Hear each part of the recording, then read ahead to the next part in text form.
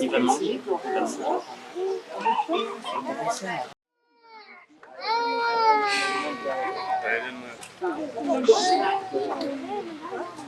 Non, parce que tu vas le lâcher. Et c'est pas une simple explication comme là-bas.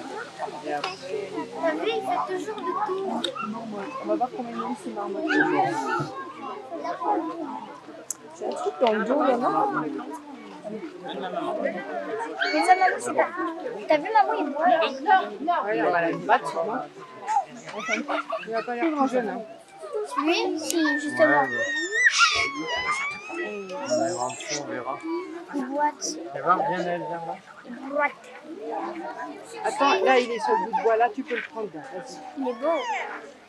Tu le vois? Ouais, là tu t'appuies, c'est bon. Maman, à tout moment, ils ont pris celui qu'on a vu dans le.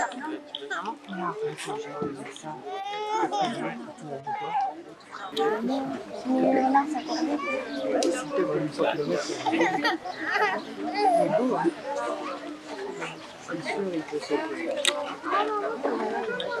C'est super beau.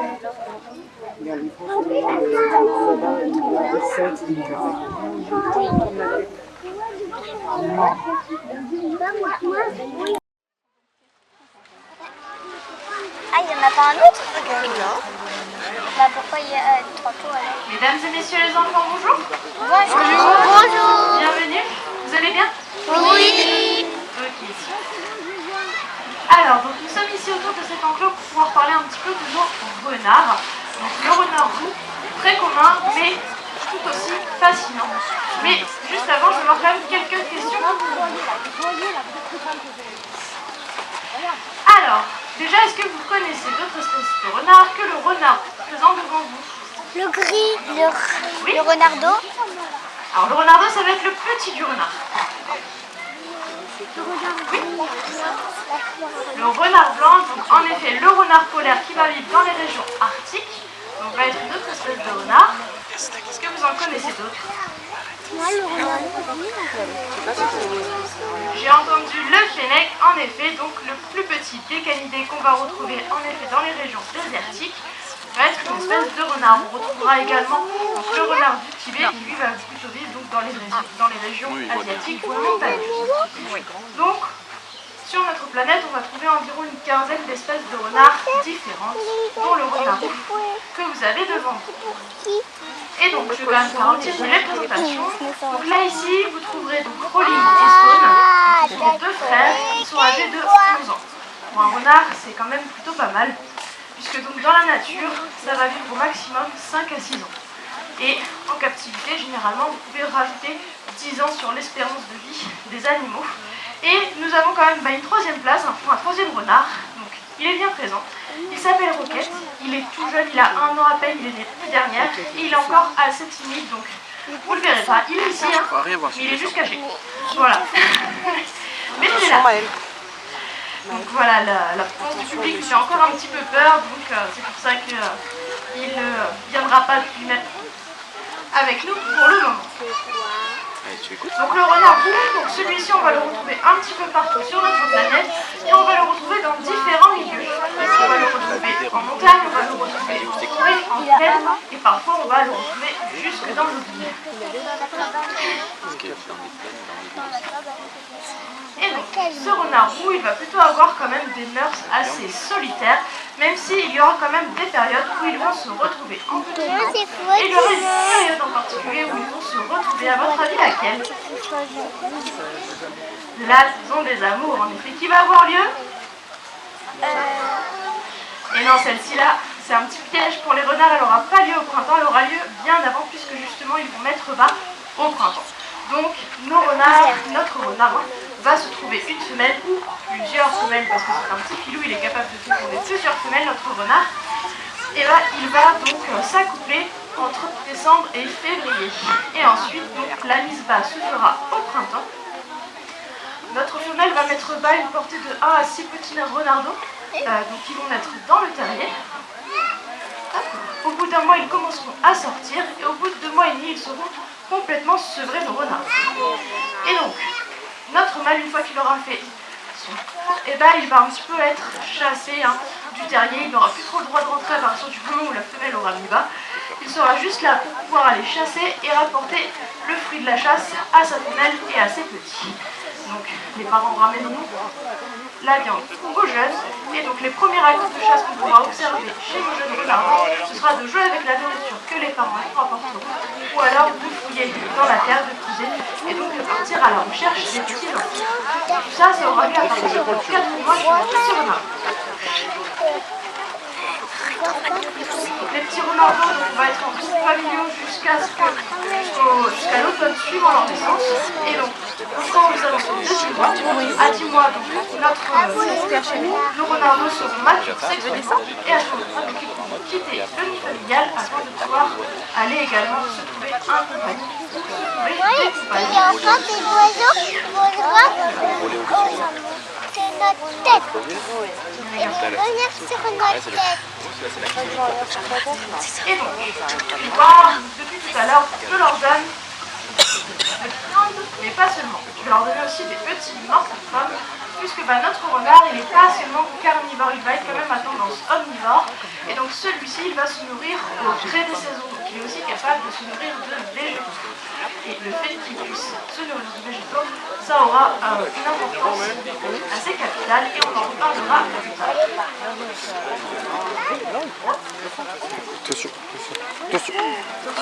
Donc forcément, notre renard, s'il mange de la viande, donc ça va être un prédateur, ça va être un chasseur. Mais renard, c'est pas le plus grand des chasseurs.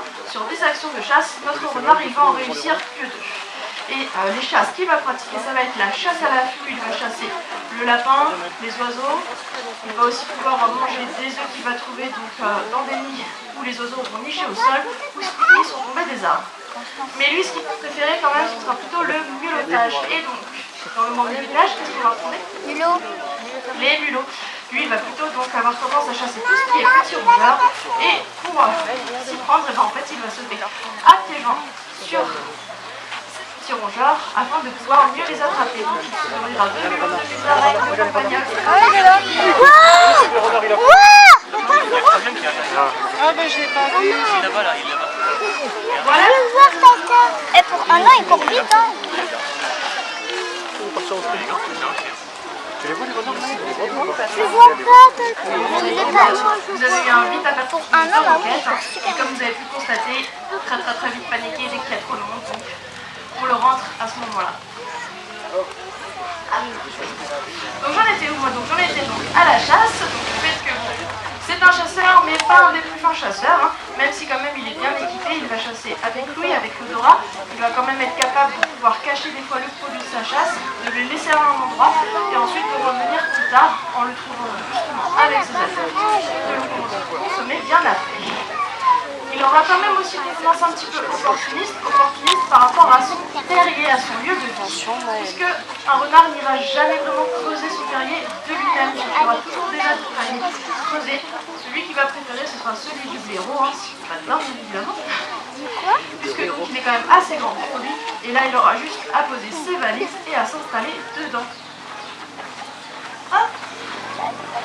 Et donc notre renard, un petit peu en haut de la chaîne alimentaire, mais pas complètement en haut, donc lui aussi il va avoir des prédateurs. À votre avis, quel vont être les prédateurs du renard? Oui? Les loups. Le loup? Les loups. Oui, en effet. Oui, maman, il y avait des loups. Le chien? Les prédateurs du renard. L'aigle. L'aigle, en effet. Vous pouvez voir. Ensuite, Il y a les meutes qui lui il vous grandir. les frères. Il en restera un dernier. Alors, j'y reviendrai pas pour l'autre parce que c'est encore un cas à part. Pour moi, un prédateur, c'est quelqu'un qui va chasser, le manger. Et bon, chasser du renard et le consommer, je suis pas sûre qu'il y ait beaucoup de personnes qui le font. Parce que je peux vous assurer que l'odeur d'un renard, c'est quand même très fort. Si vous avez eu l'occasion déjà de passer devant notre bâtiment. Moi, personnellement, je n'y ai pas à manger. Donc, il va rester un dernier. L'ours. Un peu plus silencieux, qui vient de revenir depuis très peu de temps sur notre territoire. le lynx en effet. Il va également pouvoir donc chasser et manger du renard. Et le lynx, Et donc justement maintenant on va venir. Le renard on dit souvent qu'il est à la fois nuisible et utile. Vous savez pourquoi? ah oui, ça vit dans les montagnes, et non, il est le plus noir. Pourquoi il peut être nuisible? Pourquoi il a mauvaise réputation notre renard? Les poules. Parce qu'il mange les poules. Mangeur de poules, voleur de poules, en effet, hein, cette réputation le suit quand même un petit peu partout. Et puis comme on a pu en parler, notre renard c'est pas un des plus grands chasseurs, donc forcément si on lui laisse un buffet à volonté ouvert, il va pas hésiter à les servir, hein, même si le plus grand ennemi de nos poules, ça reste pas le renard, ce sera la foule. Voilà, ce sera l'un des plus gros ennemis de nos poules. Et puis, ce qu'on peut faire quand même nous en amont, c'est essayer au moins de pouvoir enfermer nos fils dans un panier afin de limiter le vol. Je ne vous assure pas qu'il n'y en aura pas, hein, bien évidemment, parce qu'un renard, ça reste au musée, ça reste filou, mais c'est quand même une bonne précaution. En quoi il va être encore nuisible? Pourquoi il a si mauvaise réputation, notre renard? J'ai entendu, donc en effet, porteur de maladies autrefois, donc deux en particulier, une qui a fait quand même beaucoup de dégâts, la rage, bien évidemment, notre renard porteur de la rage, donc une maladie qui atteint le système nerveux, qui peut se transmettre et forcément qui va être mortelle. Mais depuis les années 2000, avec la campagne de vaccination, la régulation des populations de renards, et on a réussi à faire en sorte que cette maladie puisse disparaître de notre territoire. En effet, mauvaise réputation à cause de la rage. Et encore, qu'est-ce qu'il peut y avoir comme autre maladie?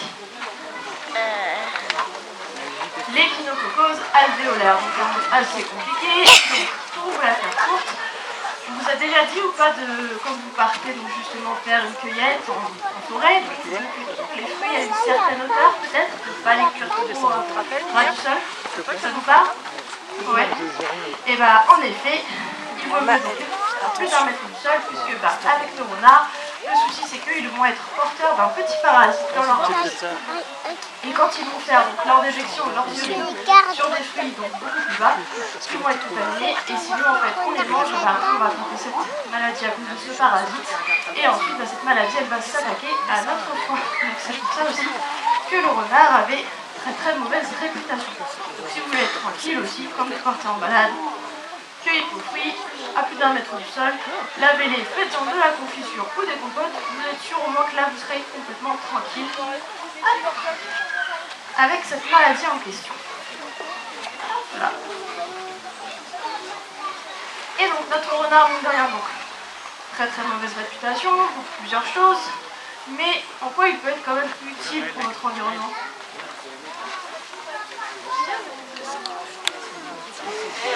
La régulation des petits animaux, surtout la régulation des petits rongeurs, puisque donc 30% de nos récoltes sont très abîmées par nos rongeurs, donc en effet la présence du renard pour les agriculteurs c'est un plus, puisqu'ils vont réguler les populations de petits rongeurs.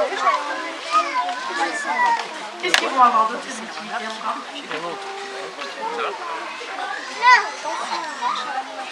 Non, il y a encore un lien avec les rongeurs.